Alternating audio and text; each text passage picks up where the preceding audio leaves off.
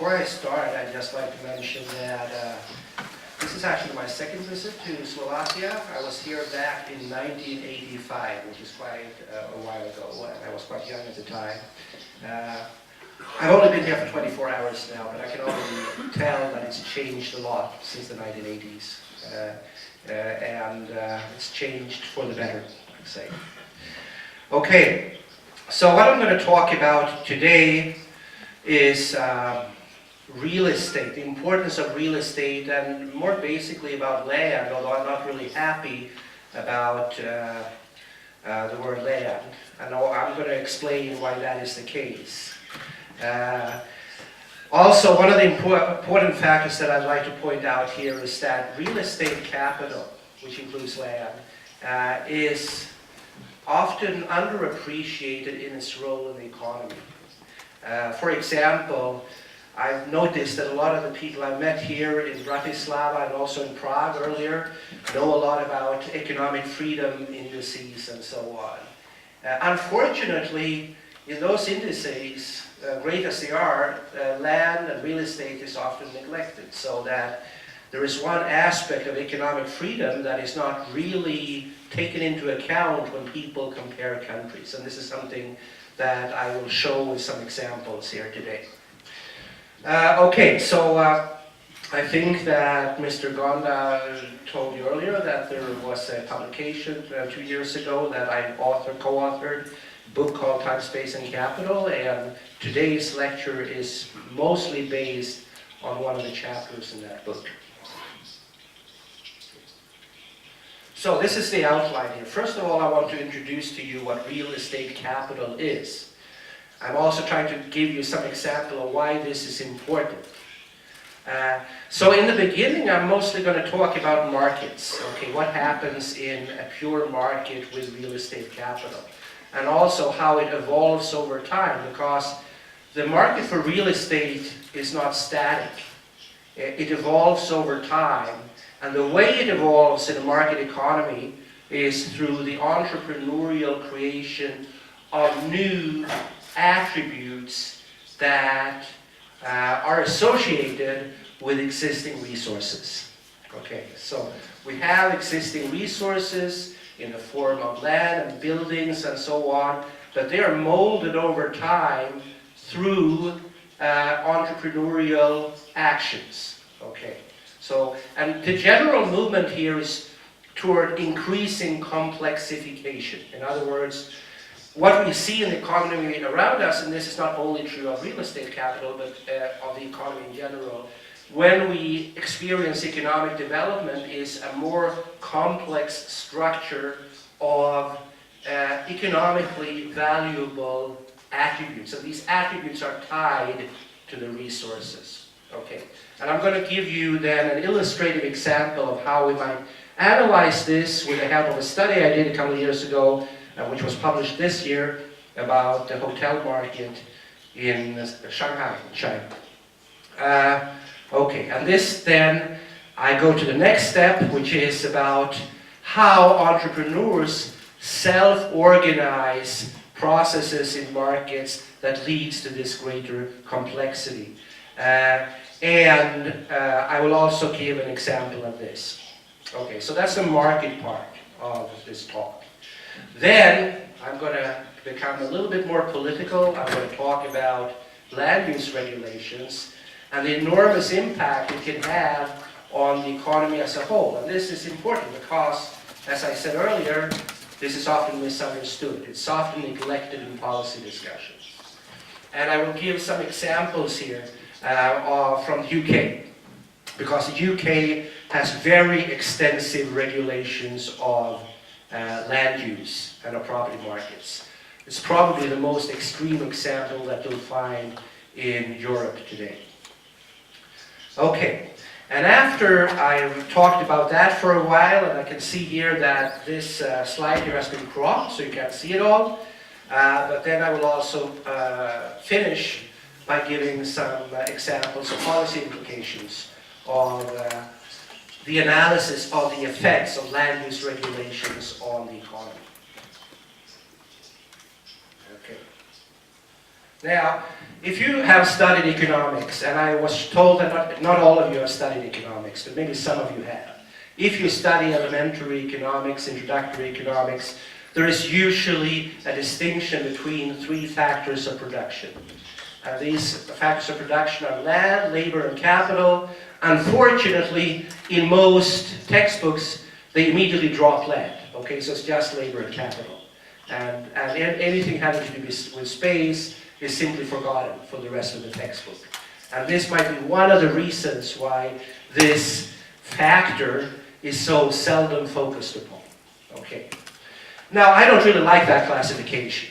I think, along with some great thinkers like Frank Knight in the early 20th century, that actually everything is some sort of capital, right? Everything can be used as an input in production. It's just that some types of capital are more durable than other types of capital, right? So we have here a range of goods and services, some of which dissipate almost immediately, and some which might last for centuries, and most being somewhere in the middle. Okay. So what I like to speak about when I say capital is not capital in the traditional sense, which would be physical capital. This includes, by the way, capital goods, such as equipment that you use, machines that you use in production, but also, as it happens, money is also considered capital. Then, in addition, the early economists, they tended to treat workers as labor. And labor was seen as a very homogeneous kind of input. Okay. And it might have been an apt description of the 19th century economy, right? Because most labor was unskilled, most people just did very simple tasks and so forth, with a few exceptions. And therefore, it might not have mattered so much 100 years ago. But today, most economists realize that workers are very complex. They have very different skills, and therefore we talk about human capital, right? And finally, we have social capital. And as it happens, this is related not only to people and the connections they have with other people, okay, and that can be valuable. If you know someone who knows how to do something, that will sort of increase your market value, because then you become more valuable to potential employers. But it's also an inherent feature of the land price, right? Because if you are close to where other people are who have important kinds of knowledge, then that will increase the value of the land, right? So if you're in the center of a big metropolitan area, the price of land will be higher. And one of the reasons for this is that you can benefit from a lot of what economists call knowledge externalities. That means knowledge that can come into contact with through interactions with others in the same place. Okay, so we have physical capital, human capital, and social capital. So why do I say that we also have real estate capital? Well, that's just a convenient short form here. Actually, what we have is a combination of these different kinds of capital. You'll have, in the case of real estate capital, both physical capital attributes. A building is obviously physical capital, right? It's something that is used as a normal production input. But you will also have social capital, mostly reflecting your accessibility in space to other places, right? So the better accessibility you have to other people, very often mediated through transportation infrastructure, then that will increase the value of a building, let's say. Okay. And the definition I use here, I quoted it from a page in this book that I told you about. It's the value of the sum of the expected future direct and indirect utility of all physical and social capital attributes associated with a specific unit. Sorry if it sounded a bit technical, but just for completeness sake, I would just like to tell you explicitly what I mean by real estate capital. Okay, and of course we have different categories of real estate, right? We think about housing, we think about commercial properties, we think about industrial sites. Those are all examples of real estate capital. And it's not only commercial and industrial real estate, as some people might think, because dwellings the places where people live, they're also attribute bundles that make up physical and social capital. And one of the great economists who realized this for the first time was Gary Becker.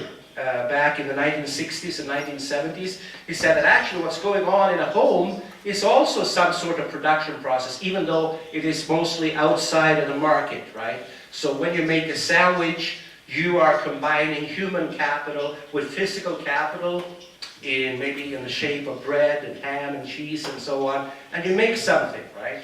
So these things are also, and you do this in a location in real estate, right? In a home, mostly. So this will also then be a sort of capital combination. Now, why is real estate capital valuable? It was actually quite difficult to find any sort of reliable data on the value, the overall value of real estate in the economy. But I found some values, some estimates here. For example, in the Eurozone, in most of the EU, right? The value of households' direct ownership of real estate was estimated to be valued at 15 trillion euros in 2050. That's a lot of money, right? It's a very, very sizable chunk of the economy. Likewise, in the United States, the value of the commercial property market was estimated to be worth $11 trillion in 2009. Okay, so we're talking here about things that really matter for the functioning of the economy as a whole. And I would like to argue that as we enter the great transformation from an industrial to a post-industrial society, which is much more based on creativity and the production of new knowledge and so forth, real estate capital is actually much more important than equipment and machines and so on. You normally do not, or in many cases, you do not need so many machines and equipment other than maybe a personal computer and databases and so on. But you will need a very good location if you want to be productive in the new economy. Okay.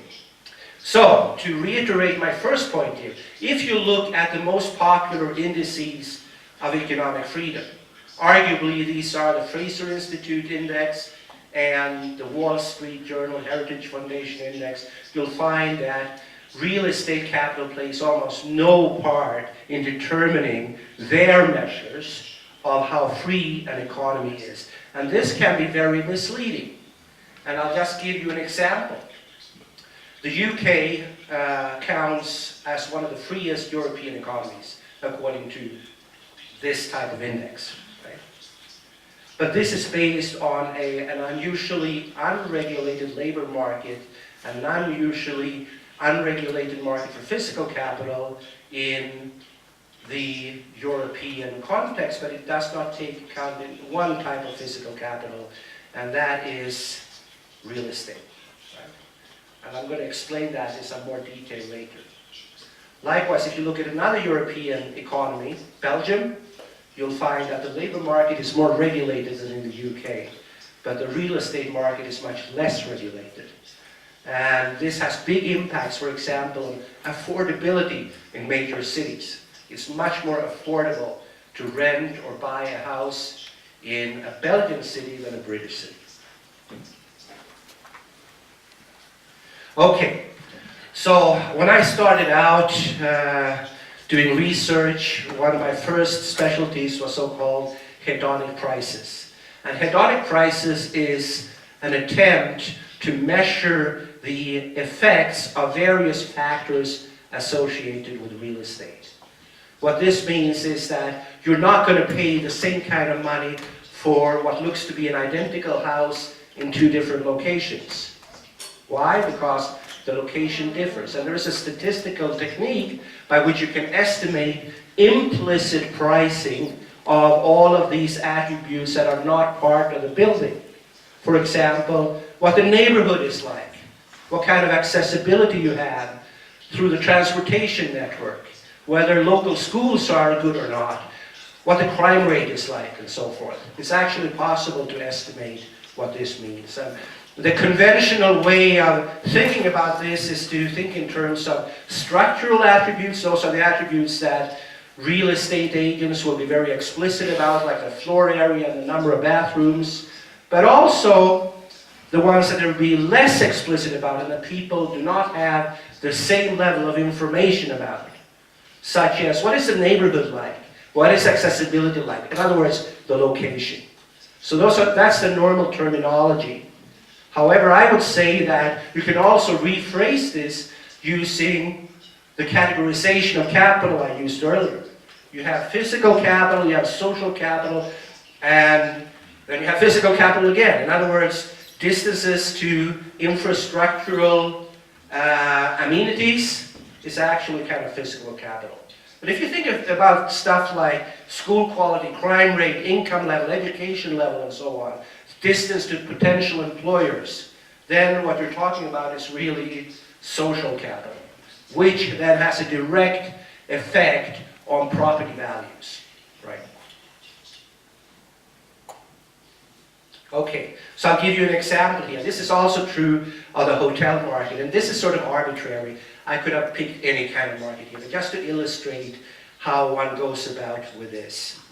Now, this picture I've chosen here is of one of the most famous and oldest hotels in Shanghai. It used to be called a Cathay Hotel, now it's called a Peace Hotel, okay? And the next slide is something that I'm not going to dwell upon. This is something that economists like to see. They like to see something like this, right? Some sort of function that you estimate. But let's skip that one. Okay. But what you can look at here, what we did in this study was to look at how different factors associated with a hotel room will affect the price of that room in a specific region. Now, the effects are not stable over time and over space. So it depends on which year you go somewhere. It also depends on which city you're looking at. But what you will typically find is that the distance to the center in minutes of travel time will have a major impact on the prices. Now, these are just means, but if we look at the effects, what you'll find here is that you will have a negative effect on the distance variable. In other words, the further away you get from the center, the lower the price is going to be. Okay. Something we also looked at here is the overall score. We used online databases. They have this agoda.com, hotels.com, booking.com, and so forth. They invite hotel guests after they've stayed at a hotel to tell the online travel agency, what did you think about the hotel? How would you score it, right?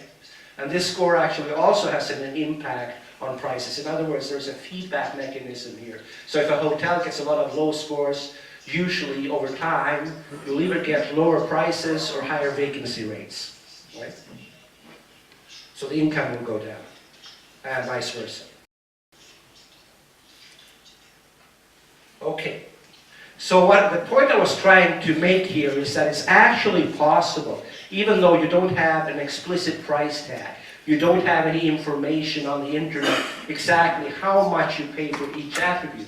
You just get sort of like a location, an overall score, and a hotel rate. But this hotel rate can actually be decomposed into the various physical and social capital attributes.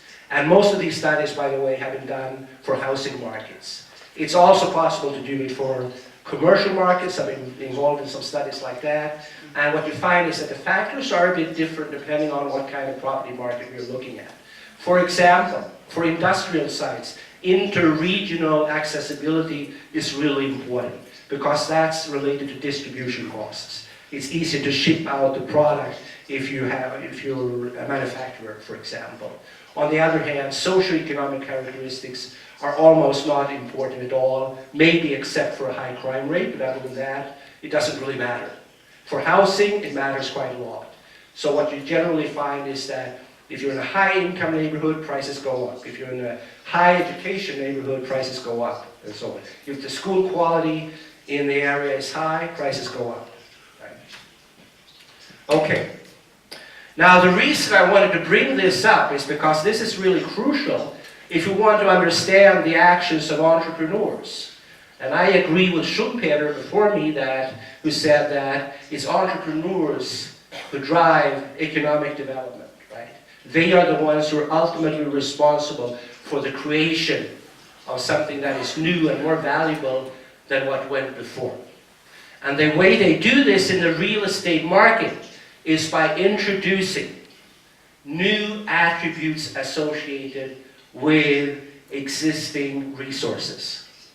Okay, so they introduce something that other people hadn't thought about in the past, and they think it can add value, and they make a judgment that the revenues that will be forthcoming because of this innovation, this attribute innovation, will be greater than the cost of introducing it. Right? So it's a sort of a profit-seeking action. But by the way, they're not behaving in the same way that you learn in economics textbooks, which is that everybody maximizes their profits or maximizes their utility and so forth, because they do not have that kind of information or knowledge at their disposal, which is basically a sort of Hayekian point, right? Before you do things in the market, there is information that is not available at all.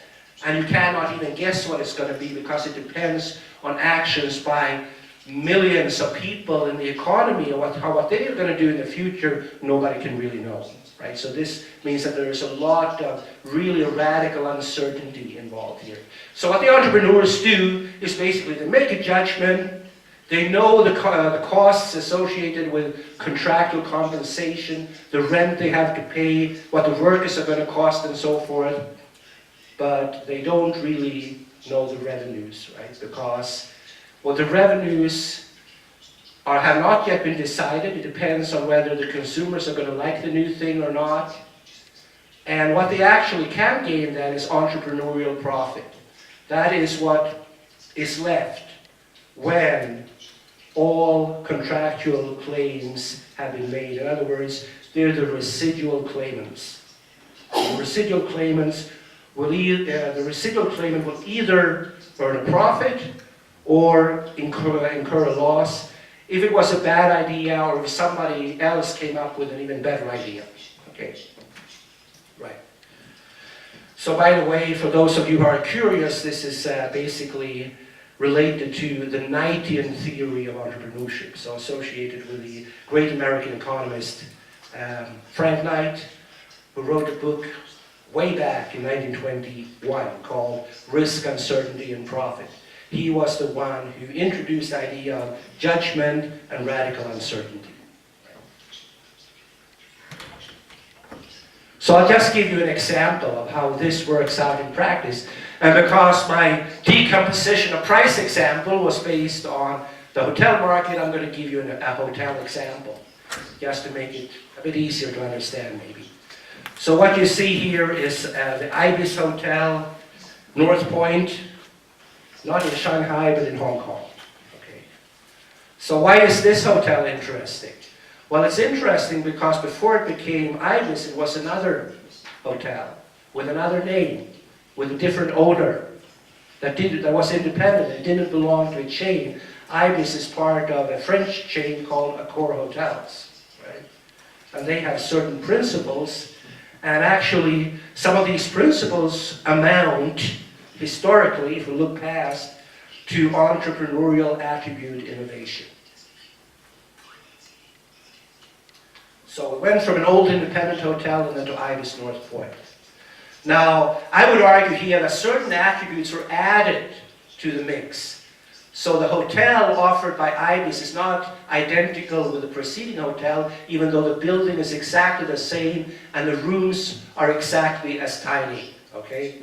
I stayed in the hotel, so they're really tiny.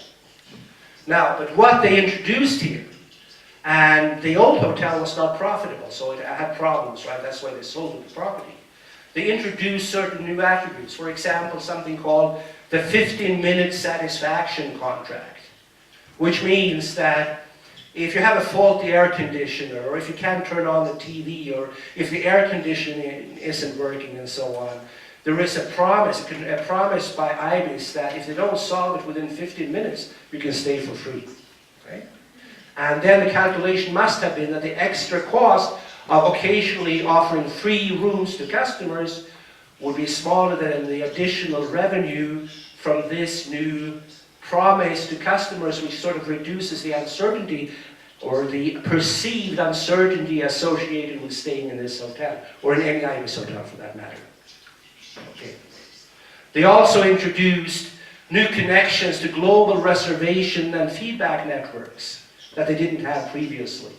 And this then could also be thought of as a bundling of social and physical capital. Computer networks is physical capital, but actually the people interacting there would be like a kind of social capital that didn't exist previously. That's also attribute innovation.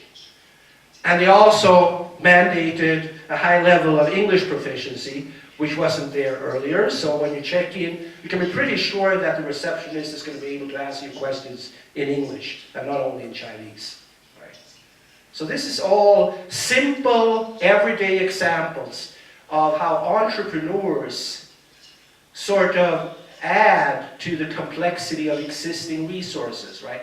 This is a trivial example in a way, but it's just, I chose a trivial example just to show you how omnipresent this is, how often this happens in the real world. You can find lots of examples of this. It's like when a restaurant adds new background music, or a new type of interior decoration, or new dishes to the menu, or a visible kitchen, and so on. It's exactly the same process that's taking place here.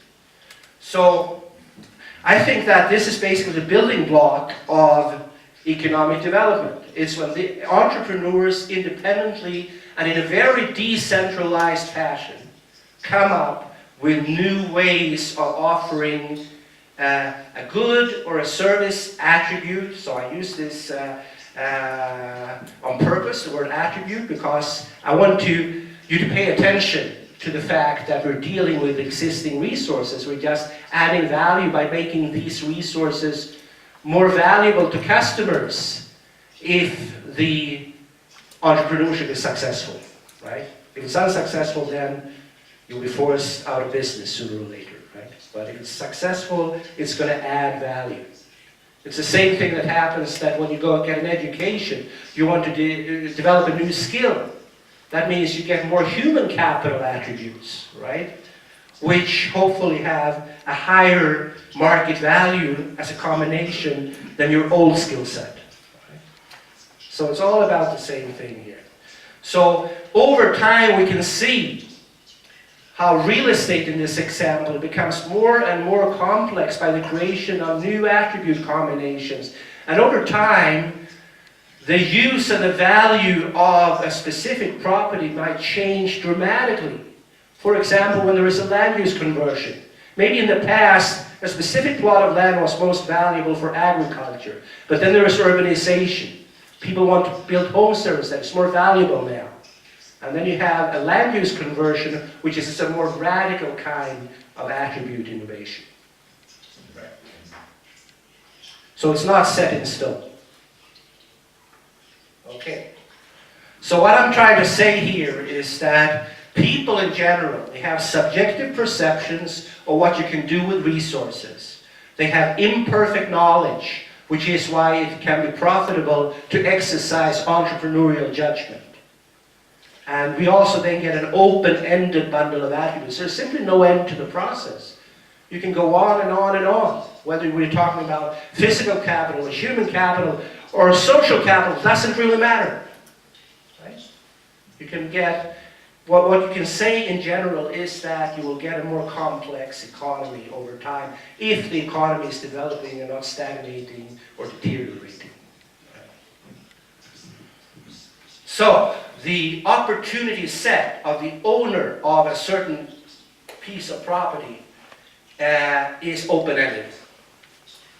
And that also relates to the idea of a spontaneous order, right? The Hayekian idea that people are guided by market prices as feedback signals when they create something new. And these feedback signals will simply not be there unless we have market exchanges, right? A central planner can never know all of these ideas that are widely dispersed in a population. You need to have a lot of independent, but at the same time interdependent decision makers. We try out different solutions.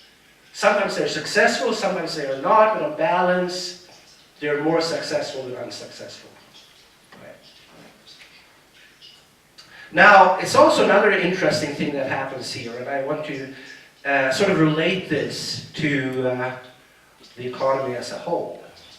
Now, if we have a very competitive market, it means that with a lot of firms producing almost identical things, or very similar things, as in, for example, in monopolistic competition, then basically there are limits to the profits you can earn. And the more similar the other competitors are in their products, the more difficult it is to earn profits.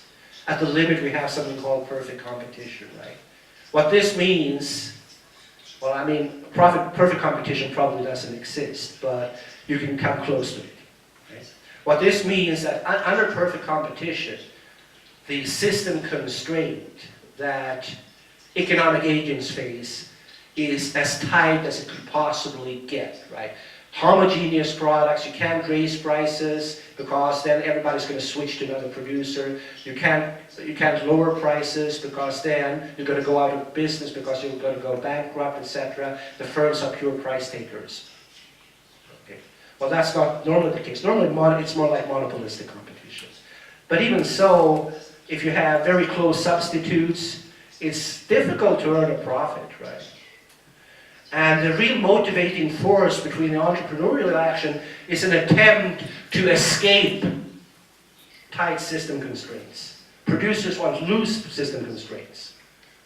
Now, if you are the first one to come up with a new attribute associated with an existing resource, you become a temporary monopolist, right? That's much nicer. Profits are going to be greater. Of course, if it's easy to imitate, then after a while, other firms are going to do the same thing, and then the profits are going to go down again. But there is some slack here. If we take our knowledge and information limitations seriously, it means that if we have an extremely competitive situation, there is not much we can do. You're sort of forced to do the right thing when you exit the market. But if we are successful entrepreneurs, you get some slack, right? You don't actually have to maximize profits. As long as you more than break even, you're going to do fine, right? Obviously, people want to maximize profits, but they don't have the information. So here we have a range of possible outcomes in terms of payoffs, from maximum profits to just breaking even. And over time, when new competitors enter the market, imitators, right? You're tightening the noose here, in a way. Now, one of the great underappreciated economists living today is a person by the name of Roger Koppel. He came up with I think, a brilliant idea, which is that a system constraint will tend to be tight or to tighten quickly if competition is rather atomistic. Atomistic, that means either, monopolistic or perfect competition. But also, institutions have to be stable. You have to have the rule of law, institutions that people can rely upon to be more or less the same from today to tomorrow. If that is the case, according to Koppel, expectations are going to converge. The market is going to enforce a kind of discipline here, which means that you have to have realistic expectations, or otherwise you're going to go out of business. However, if you have a protected monopoly, or if you have institutions that are at the mercy of some very powerful decision maker who can just issue some sort of dictate or executive order or something like that, then you get loose system constraints. And then the economy doesn't behave as the textbook tells us it should behave. Rather, what really matters then is the entrepreneur's ability to guess the motivations and the goals and the values and the theories of the most powerful people. That's what really matters then. Okay. So there is a policy implication here. Okay. So we say that a system constraint is loose If competition is not atomistic or if institutions are stable, entrepreneurs then seek to escape these tight system constraints, but if they do it within this framework of stable and reliable institutions, these escapes are actually good for the economy as a whole. Why? Because it brings us new innovations, it brings us better products, it brings us things that consumers value more, and that's the profits are then the reward for introducing something where people have a higher willingness to pay. And of course, at the same time, it's going to destroy old, inferior products, right? That's why Schumpeter talked about creative destruction, right? You create something that's new and better, and you destroy something that's old and worse. So this motivating force of trying to escape a tight system constraint is very good if it is a motivating force for entrepreneurial innovation. But creating a loose system constraint through institutional instability or making some people very powerful so they can just decide whatever is right and what is wrong, then that kind of loosening of the system constraint is not good at all from this perspective.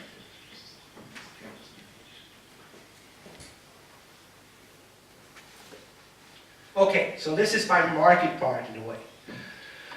The next part is about the effects of land use regulations. And land use regulations are interesting because real estate markets, if you look at the real world, real estate markets tend to be more regulated than almost any other market. Maybe you could say that healthcare and education are sometimes also very regulated, but it is at that kind of level. But most economists, they have spent a lot of time talking about the detrimental effects of central planning in the healthcare system or central planning in the education system.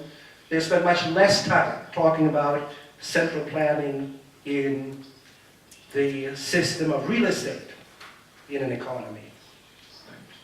And urban planning practices, they differ a lot between different countries. But I would contend that the UK, Scandinavia, Australia, and some other countries that were heavily influenced by British planning practice are among the most regulated markets in the world. Why do I say that? It's because the plans are unusually detailed. Okay. Now they have pretty stringent land use regulations in a country like the United States as well. But usually what they have there is zoning. Zoning means that you have to have a certain density, and there are certain land uses that are okay, and a few that are not okay, but then most decisions are still left to decentralized market decision making. That's not the case in the UK. And I'll give you some examples here. And I think this has been described in great detail by the British urban economist Paul Cheshire of the London School of Economics. And when I read about this, I simply couldn't believe my eyes, how regulated it is. And I'll just give you an example. That's town centre first, a policy that was introduced in the 70s and 80s in the UK. Now, it all started with the Town and Country Planning Act, which was the first attempt to regulate land use markets in detail in the UK. Before the Second World War, it was more like a free market. Right? Now, what they did was that each local planning authority, they must formulate a local development plan, and this plan should designate each plot to a rather narrow use class. So it's not just commercial use, for example. It could be something like converting a house from being a restaurant to becoming a bed and breakfast. Okay? Those are similar activities, but you still need planning permission for this. And it's a rather lengthy and time-consuming process. Now, what they did that was much more radical than this was the Town Centre First policy that was introduced in the 86 and 98. And this is what is maybe a bit unbelievable. I think it should be, anyway. What is it? There is a needs test and a sequential test. The needs test is like this. If you have a proposed commercial real estate project, you must demonstrate that there is a need for the new project. So if you want to open a supermarket, you have to show that there is a need for a new supermarket and that the existing supermarkets do not fulfill that need. Okay? So you have to show, and you also have to show that it doesn't affect the profitability of the existing supermarkets too much. Right? So that seems to run counter to what we want from competition. But then you also have a sequential test, and because they wanted to prioritize downtown or city center development, what did they say? The developer has to show that there is no available downtown location before you can move that to the proposed project to another location. And you have to choose another urban location before you can choose a suburban location, and you have to choose a suburban location before you choose a rural location. So the aim here is to make as much as possible, to make sure that as much as possible the commercial development happens in city centers. So what's the problem with this? Well, an interesting study here showed that there was a decline of about 20% in the total factor productivity, that means like the efficiency of English supermarket as compared with what could have been expected with a time series extrapolation. In other words, if they hadn't introduced this policy, probably the productivity or efficiency of the supermarkets would have been 20% higher. And why is that? Because if the firms could choose freely, they would try to find the places that seemed most profitable, that were easy, for distribution and for people to come to, etc. Okay. So you have logistically difficult locations. So before 1988, productivity increased over time. After 1988, in the supermarket sector, it declined. But then if you compare it with the US, you can find that it's always more productive in the US. And productivity increased especially fast in the 1990s. So probably there were a lot of innovations taking place. But because of this policy in the UK, they couldn't really benefit from this because they were not allowed to do whatever they wanted to do in terms of putting supermarkets in the locations that the entrepreneurs, the decentralized agents, thought would be most convenient and most profitable. Right? Okay. So the conclusion by Cheshire is that actually the 20% is a very, very conservative estimate in a way. Actually, if you compare with the best case scenario, it's much, much more. Right? And another British economist, Alan Evans, he said that this might be one of the explanations why we often find that certain prices are higher in the UK than in continental Europe, or everyday consumer goods. Another thing is the implicit regulatory tax, also from the UK. Now here, there is a very strong tendency not to allow high-rise developments in a lot of European cities. But the detrimental effects of this are stronger in London than almost any other place. And the thing is that in an area you will have the optimal height of a building. This is from economic theory.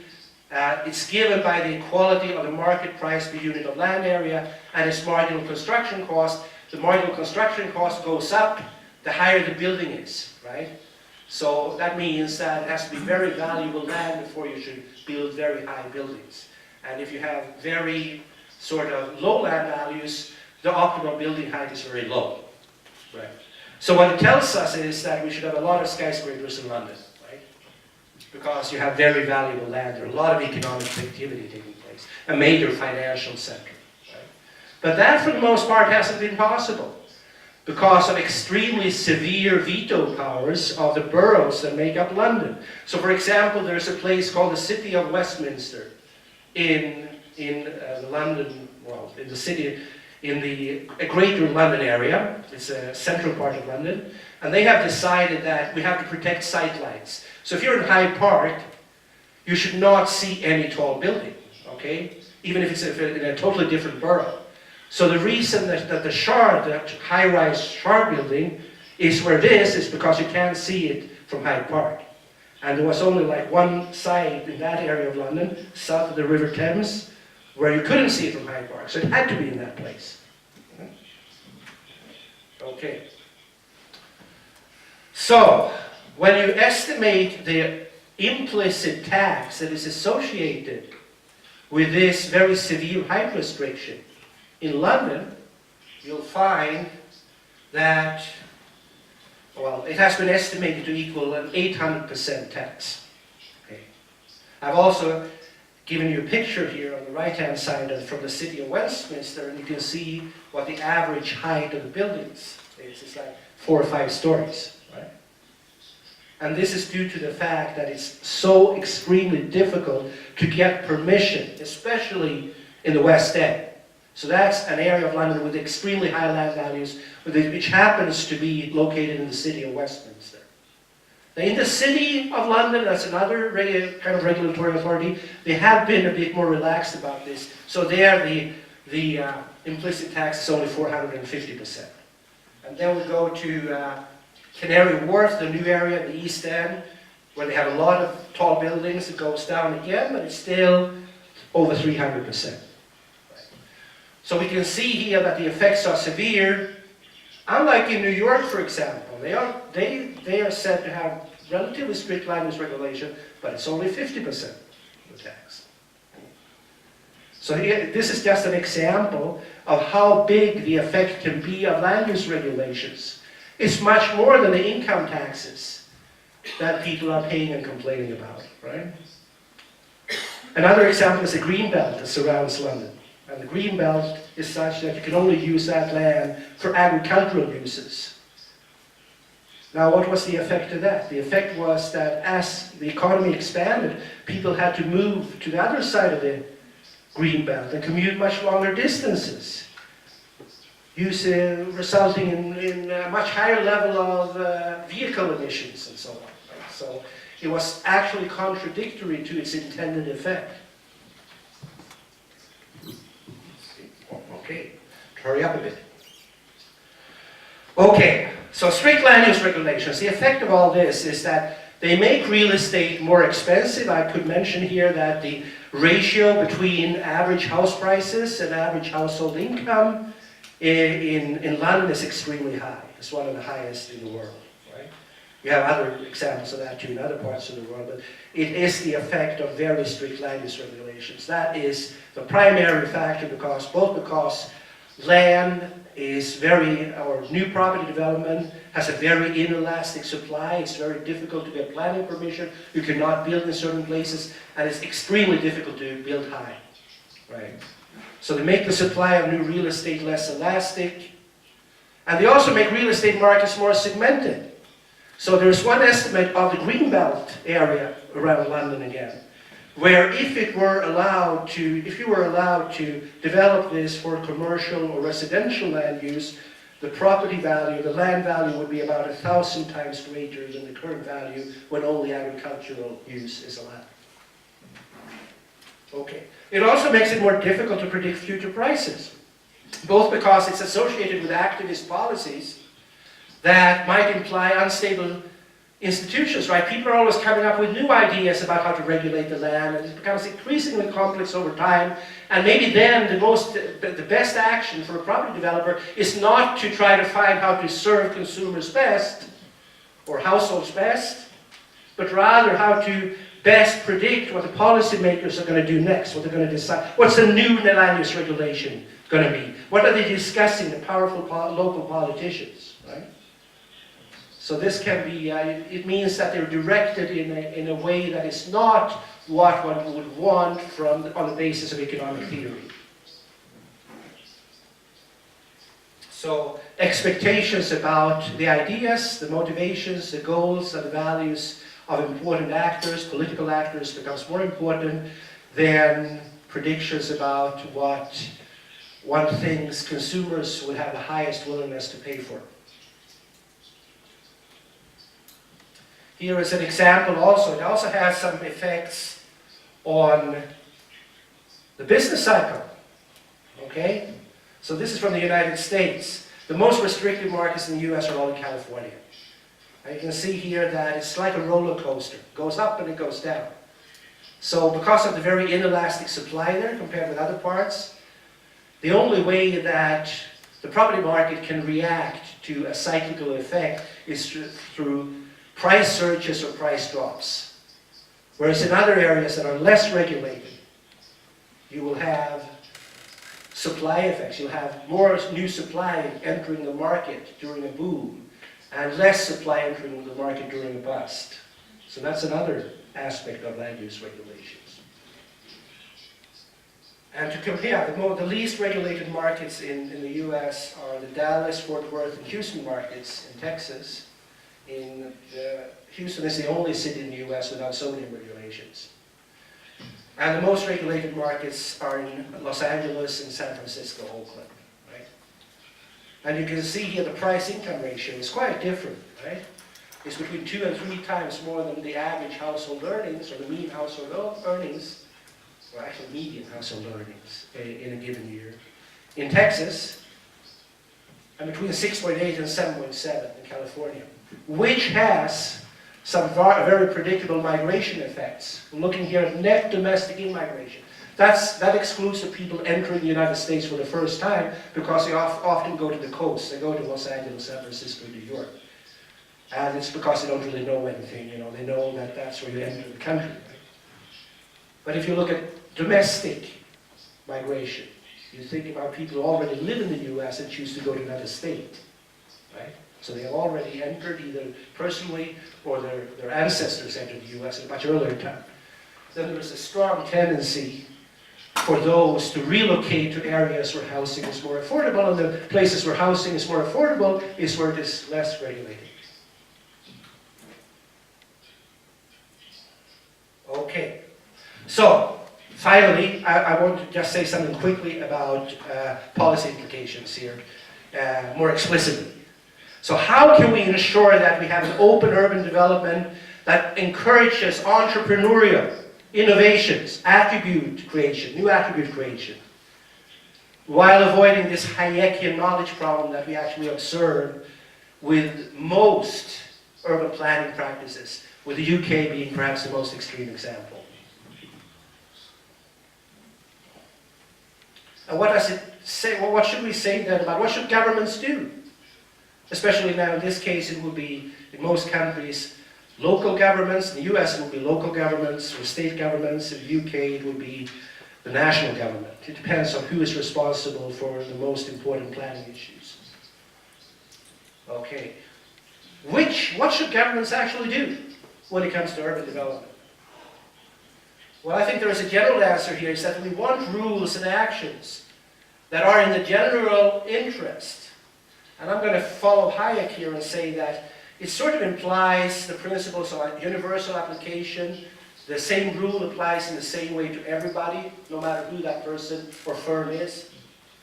It should be non-discriminatory, it should be stable, so you can predict what the future is going to be like in terms of the institutional framework. And it should be open-ended to enable entrepreneurial attribute creation that is valued by the people who ultimately should count, which are the consumers, right? According to the principles of consumer sovereignty. That's what we call it in economics.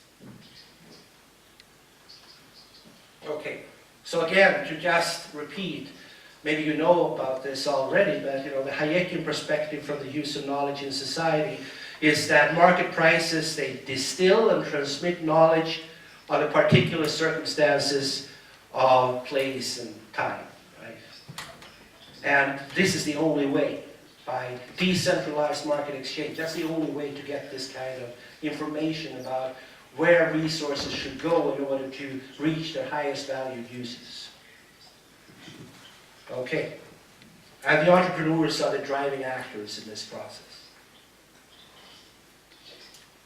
Okay. Now I like to use, when I've consulted with some policymakers, I like to use this 2x2 table here. Maybe it's a bit difficult to read, but what it says is that one has to differentiate goods and services and actions and policies according to 2 dimensions. One is whether they are fast or slow, and the other is whether the effects are mainly individual or mainly collective. Right? Now, in an economics textbook, so you normally deal with apples and oranges, and those are normal market goods, fast processes with individual effects, private goods with low durability. And then you have private goods with high durability, like education, for example. That's a slow process with mostly individual effects, some collective effects, but mostly individual effects. And then you have fast processes with collective effects, public goods with low durability, and finally, you have the infrastructure. That's how I define it. I define the infrastructure as slowly changing factors with mostly collective effects. Now we can look at urban planning, some examples here. So the most sort of private, fast private goods in urban planning would be interior decoration, temporary private use of buildings and streets, use of restaurants and hotel rooms, and so forth. Well, anyway, that's mostly those needs and preferences are mostly met by the market as it is. But then you have the slow processes here with mostly private effects or individual effects. Housing, office buildings, retail developments, private streets, gardens, small streets, right? In the British planning framework, those things are part of urban planning policy, right? And my argument here is that they shouldn't be. We also have some fast collective factors, fairs, festivals, street demonstrations, things like that. But finally then we have the yellow cell here, the infrastructure in a wide sense. It also includes the soft infrastructure of institutions. And you also have large area transport, communication and utility networks. Maybe large area aesthetic attributes like cathedrals and palaces and so on. Right? And the argument here is that if you have public urban planning, it should be limited to the southeast quadrant.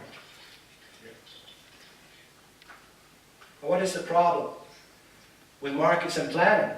Well, individual effects, fast processes, no problems with the markets at all. Actually, that's the ideal case, right?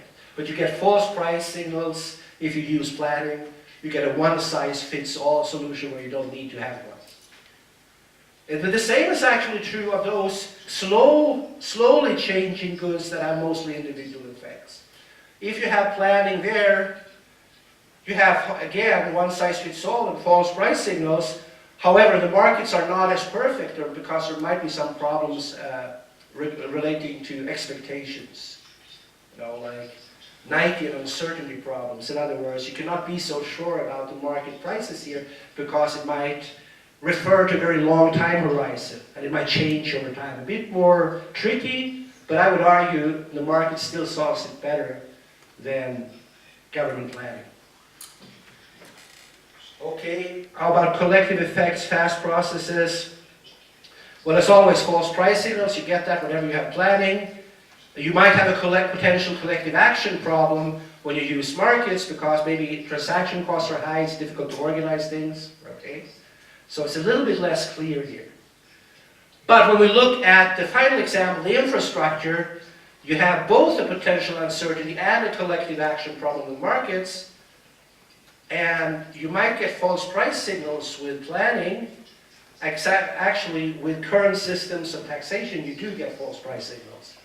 But it could actually be mitigated, and this is something I had a discussion earlier today with a journalist here, and I said that if you actually use land value taxation, it might be you might get a much better situation. If you provide a public good, and it's a collective good, so you have to provide one, you can't have lots of different, let's say, metro systems in the same city, right? You can only have one, so unfortunately you get one size fits all, because that's the nature of the good. But if you have a tax that actually taxes the beneficiaries, so the more your land value goes up, the more you pay for this benefit that was provided by the new infrastructure, then that makes sort of more sense than if everybody just pays a poll tax or part of their income tax for these infrastructural investments, right? Because whenever you have a territorial public good, as this is called, you actually have differential effects. The closer you are to the good, the more you benefit. The further away you are, the less you benefit. So maybe you should pay less if you're further away, and paid more if your property value has gone up dramatically because of the investments. So that is sort of the main policy message here today. Okay, so my hour is up.